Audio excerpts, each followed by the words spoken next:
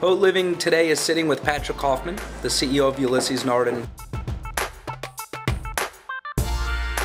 So I wanted to kind of get your input of what you've been hearing from the street and the industry this year at Basel World. I think particularly the United States is on a nice trend up. We feel comfortable about, of course, in our case, Russia. I think there's a certain uncertainty here at the moment about Europe. I think we don't really know how this year is going to develop. But in all terms, I think generally we are very satisfied with the response. And I think Brazil is one of the hot markets there. Brazilians, they buy all over. They buy in Florida, they buy in Mexico, they buy in Argentina, Paraguay. It's a driving force for South America. We interviewed you when you were living in Boca Raton. How's it to be back home in Switzerland? It's colder than Boca Raton. It's closer to the factory, of course. It's closer where the action is when it comes to new product. How exciting is it now taking the company, as you said, on an international level now? Well, right now, of course, I'm happy to be in Basel. That's my hometown. I grew up here. But to take it on the international level, Ulysse Nardin had a very important year last year. We really introduced a few new things. We developed a movement which we call the Caliber 118. It's a movement which is completely in-house but produced in a more industrialized way, which means we are now able to produce thousands of the same movement within a year. So the culture within Ulysse Nardin as such has changed, and it's a major milestone for Ulysse Nardin. Well, Patrik, you brought out some watches. I would really like you to showcase some of the watches. This is the so-called basic movement, I would say. That's the one which we industrialized in our production. The movement is produced in-house. But it's not only the movement as such, it's also the oscillator, which is the heart of the movement, which is produced by Sigatech, which is our daughter company. We have parts in here out of silicium, we have parts in here out of diamond sil. That's all done in-house. We are the only brand that does that at the moment. And on top of it, the dial is produced in a so-called Grand Feu enamel dial. So it's the first time that we have actually a model and a watch where we have all our 4 companies, our group of companies involved in. The retail here is around $35,000. It's a limited edition in rose gold, and we are going to produce 350 pieces this year. Let's take a look at the second watch that you have here. That second watch is a basic watch. It's the same caliber, out of stainless steel, and here the price range is around $10,000, and that's about the price range where Ulysse Nardin starts. Now this, I would say, is probably a bit cutting edge. This is what I also wear.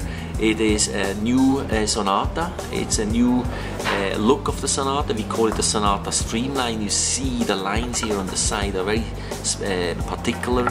We work with titanium, gold and ceramic. And the reason why we have chosen to use titanium is not only that it is light, but also the sound. It improves the sound. As you know, the Sonata is a watch which has a chime. It's an alarm watch with a countdown. One of the only alarm watches which is a 24-hour alarm. The materials here are inside gold, brushed and half brushed titanium. It's a very complicated case, I would say. It's a very delicate case. Price point of this watch is just below 40,000. Oh, wow. Have another version of it with a little bit more gold with a leather strap. Again, you have those nice lines on the side. The strap which we use is a so-called Barenia strap. So it's a very, very soft leather strap used by only a few companies. Then we have more sporty watches which we are introducing. Ulysse Nardin is very famous for the marine.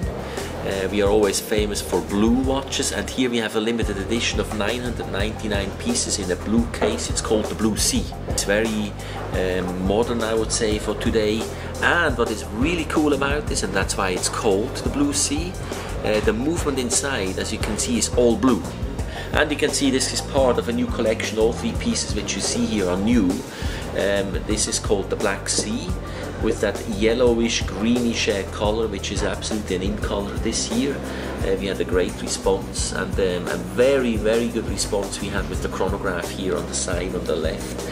Out of the same series, it's called the Black Sea chronograph. The case is very interesting. This is actually a stainless steel case which is then covered with a a vulcanized rubber. It's a very resistant rubber. It doesn't scratch. It's scratch resistant. So everything which touches the skin in this watch is extremely skin friendly.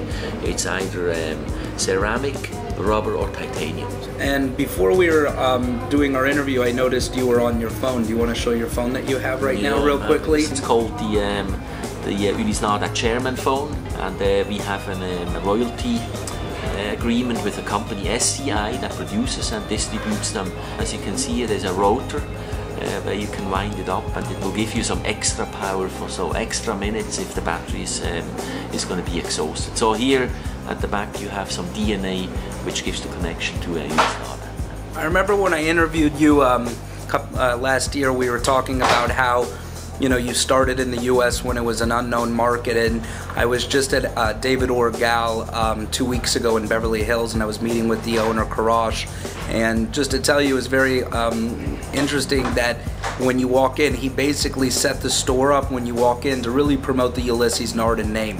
And I remember you were saying that's one of your first co-op stores that you opened up. And how does it feel when he basically stated that, he basically makes it a destination because a lot of people just come in to look for the Ulysse Nardin brand? How does it make you feel as when we did speak, you started out in the US to hear that response? And of course there's certain pride.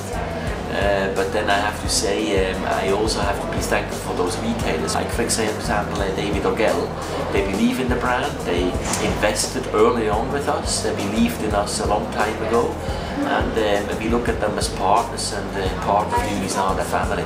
So for us it's very important that we have good sales points with a good expertise that can really represent our brand and put it into the right light.